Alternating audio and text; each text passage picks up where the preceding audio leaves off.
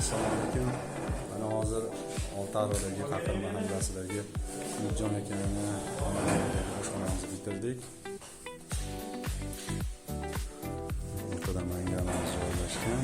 Mangal o'ng tomonida ikkita qozon, 60 litrli, 20 litr.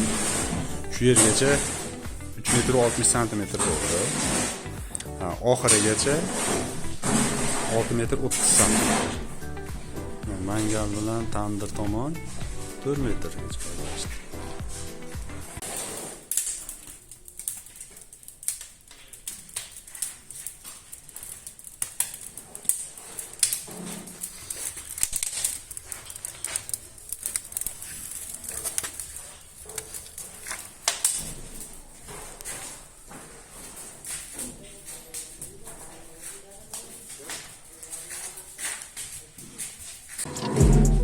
Mangalda tashqarisi alohida, ichi alohida bo'lgan.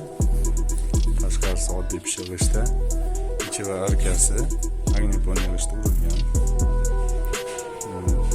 Shoshli qilishga moslangan.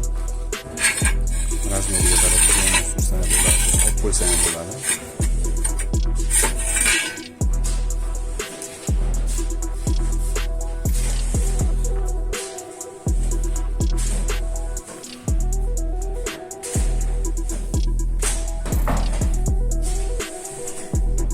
Bezagiga yaxshiriladigan bo'ldi.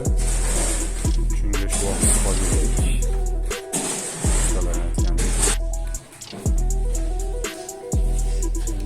Xitoy mulkidan oldik. Bu gelga bittasi oddiy suv chiqqan, bittasi ichimlik suv uchun. Stakan yuvadigan moslasa ham bo'ladi. Bu reshotkasi meva yuvish uchun.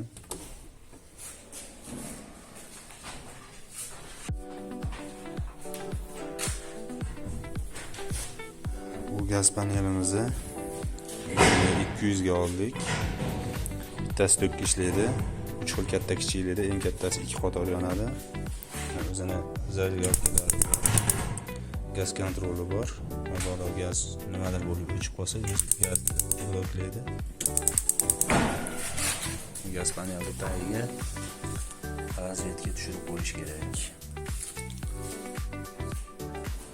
Zaryadkasiga mana tint uchun 4 kerak bo'ladi.